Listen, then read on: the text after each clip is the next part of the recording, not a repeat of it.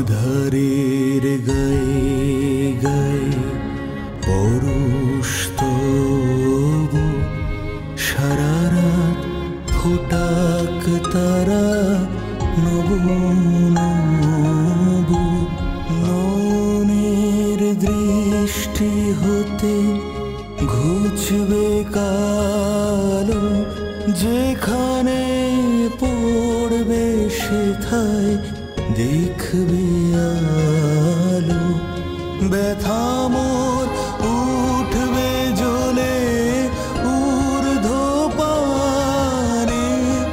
ব্যথা মোর উঠবে জ্বলে ঊর্ধ্বপানে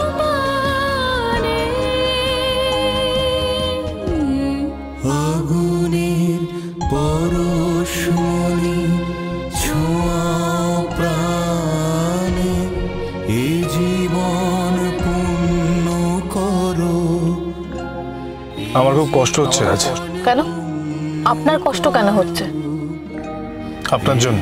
পূর্ণ করো এ জীবন পূর্ণ করো। কিন্তু আজকে আমি ঝগড়া না, সত্যি সত্যি ভাব করতে চাই।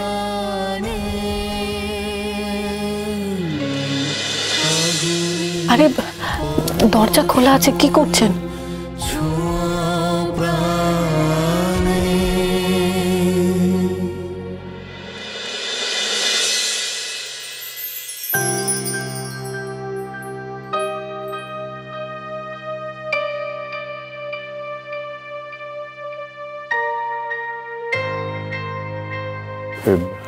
তুমি কোথায় যাচ্ছ? এই ভয়টাই পেয়েছিলাম আমি। চলে যাচ্ছ তাই না? স্বাভাবিক। যেভাবে অপমানিত হয়েছ সবটা জানি, এটাও সত্যি। বারবার আমি আসি নিজের স্বার্থের জন্যে,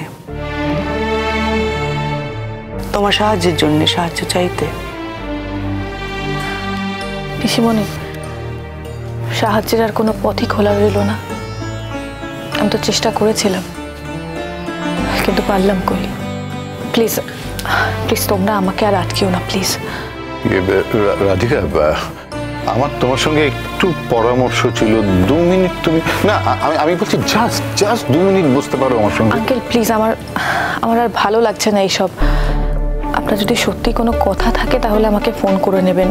এখন আমি বাড়ি যাব। তুমি কি একেবারে চলে যাচ্ছ? মানে আর ফিরবে না? আমার জায়গায় থাকলে তুমি কি করতে পিসিমণি? হ্যাঁ, আমার ছেলে তো আমার সম্মানের কিছুই রাখলো না। আর ও তোমার সঙ্গে যেভাবে ব্যবহার করেছে, এভাবে তোমাকে অসম্মান করেছে, আমি তোমার কাছে সত্যি লজ্জিত রাধিকা। আঙ্কেল, তোমার ছেলের দায় তুমি তোমার উপরে কেন নিতে যাচ্ছ? দাদা, তোমার যেটা বলা সেটা বলো না। সত্যিই তো দায়টা তো আমাদেরই। আমাদের স্বার্থ আছে, ছেলেটাকে ভালো করে তুলতে হবে। আমি তো তাই চেয়েছিলাম পিসিমণি, কিন্তু আমার মনে হয় না উনি আমার কোনো চেষ্টায় সাড়া দেবেন। সাড়া দেওয়ার থাকলে তখনই দিতেন। একজন বাইরের ভদ্রলোকের সামনে আমাকে যেভাবে অপদস্থ করলো, যেভাবে অপমান করলো, তারপর আমার আর কিচ্ছু করার নেই। এত কিছুর পরও তোমরা আমাকে বলছো তোমাদের ছেলের কাছে আবার ফিরে যেতে, কতগুলো খারাপ কথা শোনার জন্য। দেখো, আমি সবকিছু সহ্য করতে পারি, কিন্তু অকারণে অপমান কিছুতে সহ্য করতে পারি না।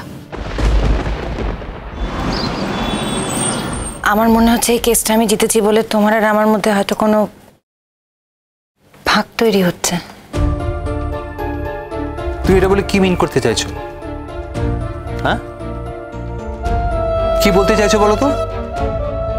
তুমি এটা বলতে চাইছো যে তোমার এই কেস জেতে আমি তোমাকে ভয় পেতে শুরু করেছি? মানে আমি তোমাকে আমার প্রতিদ্বন্দ্বী ভাবছি? অঙ্কিতা, তুমি পারো বটে।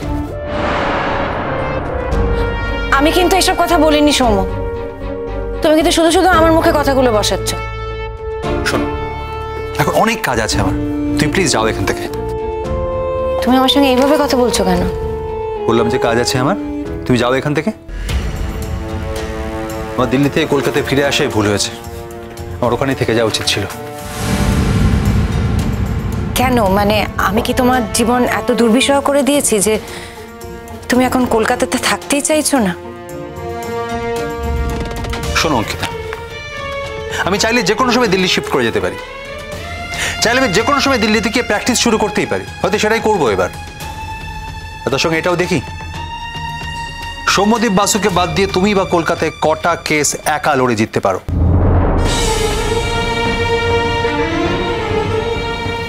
এই সৌম্যদীপ বাসুকে ছাড়া আমি জীবনের কোনো কাজই করতে চাই না, জানো তো। কেসও জিততে চাই না, কোনো কিছুই করতে চাই না। প্লিজ এসব নাটক করো না, প্লিজ ছাড়ো। আমি নাটক করছি না? তুই কি কি করছো তুমি? শোনো অঙ্কিতা, তুমি কিন্তু একদিন আমার কাছে কেস নিয়ে এসেছিলে, কেস নিয়ে এসে তুমি আমার প্রেমে পড়ে গেছিলে। সৌম্য, যা সত্যি সেটাই বলছি, অস্বীকার করতে পারো? তুমি তো আমার কাছে এসেছিলে তোমার বাবার কেস নিয়ে মামলা লড়ার জন্য, এসে আমার সঙ্গে প্রেম করতে শুরু করলে। প্রেম কি আমি একা করেছিলাম? না, আমিও করেছিলাম, কিন্তু তুমি করলে কেন? তুমি তো আমার কাছে এসেছিলে তোমার বাবার কেস নিয়ে মামলা লড়তে, তা আমি প্রস্তাব দিলে তুমি প্রস্তাব গ্রহণ করবে না? মানে সেদিন আমি প্রস্তাব দিলাম, তুমি লুফে নিলে।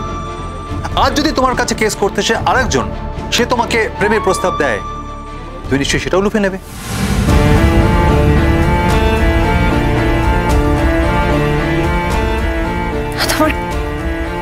তোমার কি হয়েছে সৌম্য? তুমি কি বলছো? কাকে বলছো? তোমার বউকে তুমি এই সমস্ত কথা বলছো সাধারণ একটা কেস নিয়ে? তোমার কি মাথা খারাপ হয়ে গেছে? মাথা তোমার খারাপ হয়ে গেছে। নাম, খ্যাতি, টাকা এসবের পেছনে দৌড়তে গিয়ে তোমার মাথা খারাপ হয়ে গেছে। তোমায় কে বলেছিল মিডিয়ার সামনে বাইট দিতে? আমায় কদিন দেখেছো মিডিয়ার সামনে কথা বলতে? ওখানে আমার দায়বদ্ধতা ছিল, কেসটা আমি লড়েছিলাম। সাংবাদিকেরা যখন আমাকে প্রশ্ন করছিল আমি কি করতাম? তাদের প্রশ্নের উত্তর দিতাম না? আমি মনে করছি না আমি কোনো অন্যায় করেছি বলে। তা তো করবেই না, কারণ এর মধ্যে দিয়ে বাই ডিফল্ট তোমার নামটাও প্রচার হচ্ছে না। নিজেকে লয়ার হিসেবে সবার সামনে তুমি এস্টাবলিশ করতে চাইছো ইন্টারভিউ দিয়ে মিডিয়ার সামনে। শোনো অঙ্কিতা, এভাবে না বড় লয়ার হওয়া যায় না। আমি মনে করি আমি যদি পরিশ্রম করি, আমি যদি বুদ্ধির প্রয়োগ করি, তাহলে আমি কখনোই ফেল করব না। তুই কি আমার কথা চ্যালেঞ্জ করছো? না, এই প্রসঙ্গটাই উঠছে না। মানে চ্যালেঞ্জ এই কথাটা কোত্থেকে আসছে সৌম্য? কোথায় তুমি বলবে যে আমি তোমাকে হেল্প করে দেবো অঙ্কিতা তোমার কেসে? তা না, তুমি এই সমস্ত কি বলছো? হেল্প? কিসের হেল্প? মানে কেন? তুমি একজন প্রফেশনাল, তুমি তোমার কেস লড়বে, সেখানে আমি তোমাকে হেল্প করতে যাবো কেন? এটাই তো কথা। তোমার কেস আমার কেস যে আলাদা, আগে কোনোদিন এই কথাটাই উঠতো না। তার মানে মানে মানে কি বলতে চাইছো তুমি? মানে এতদিন আমার কাছে কেস আসতো, তুমি আমার জুনিয়র হিসেবে আমার সাথে কাজ করতে, একসাথে কাজ করতে, আর এখন সেটাই করতে হবে? মানে আমাকে তোমার সাথে তোমার জুনিয়র হিসেবে কাজ করতে হবে? না, এই কথাটা আমি বলতে চাইনি Soumya. Please try to understand. Please আমায় কিছু বোঝাতে এসো না, আমার বোঝা হয়ে গেছে। তুমি কি করে কি করতে পারো আমার সব বোঝা হয়ে গেছে। Wait a second, what do you mean by that? কি বলতে চাইছো তুমি সৌম্য? আর কথা বাড়িও না, এক্ষুনি তুমি এই সমস্ত কথাগুলো বন্ধ করো। তুমি কি বুঝতে পারছো যে তুমি আমাকে কতটা অসম্মান করে ফেলছো, কতটা আঘাত দিচ্ছ তুমি আমাকে? শোনো, তুমি চলে আসার পর ওর সঙ্গে আমাদের কথা হয়েছে। অ্যাকচুয়ালি ও তোমাকে আঘাত দিতে চায়, তার কারণ যাতে তুমি ওর থেকে মুখ সরিয়ে নাও, দূরে চলে যাও, সেই জন্যে।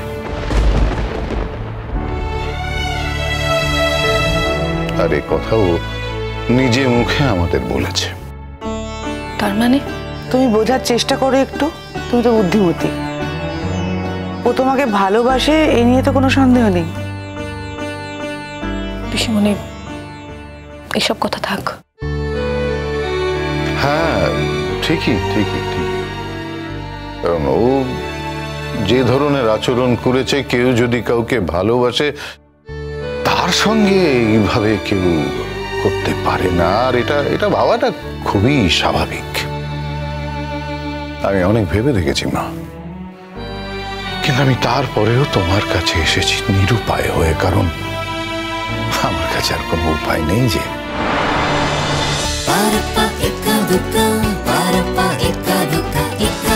চলো চলো চলো চলো পাল্টা